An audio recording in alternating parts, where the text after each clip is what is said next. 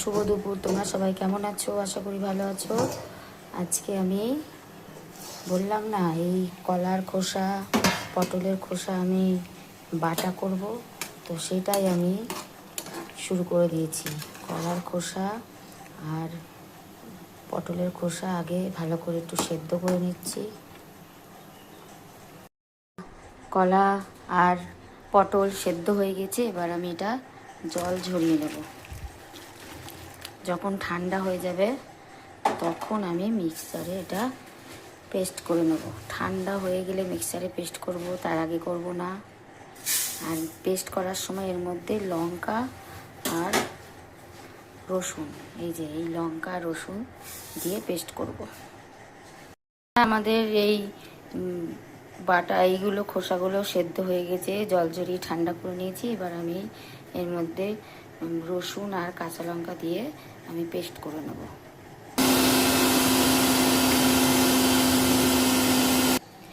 আমাদের paste ready. এই দেখো, যেহেতু কলা অল্প ছিল, দুটো কলার খোসা অল্প হয়ে যাচ্ছে, তার জন্য এর মধ্যে পটলের খোসাও অ্যাড করেছি। এবার কড়াইয়ে আমি এবার তেল দিয়ে দেবো, সর্ষের তেল। যে কোনো বাটায় সর্ষের তেলে করবে, খেতেও টেস্টি লাগবে।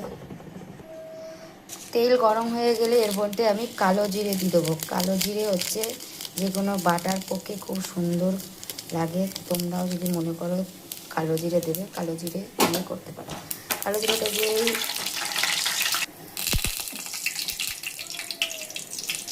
এই পেস্টটা আমি দিয়ে দেবো।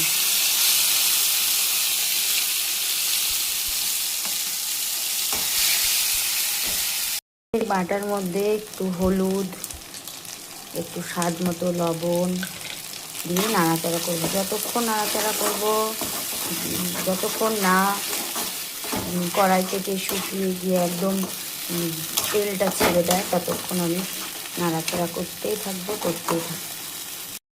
বন্ধুরা দেখো, বাটা রেডি। কেমন লাগছে দেখতে? কমেন্টে কিন্তু অবশ্যই বলবে। তাহলে বন্ধুরা, আজকের মতো বিদায়। আবার পরের ভিডিও নিয়ে আসছি। সবাই ভালো থেকো, সুস্থ থেকো। আর কমেন্টে বলো আমার বাটা, যে কলার খোসা বাটাটা কেমন হয়েছে, অবশ্যই কমেন্টে জানিও। তো টাটা।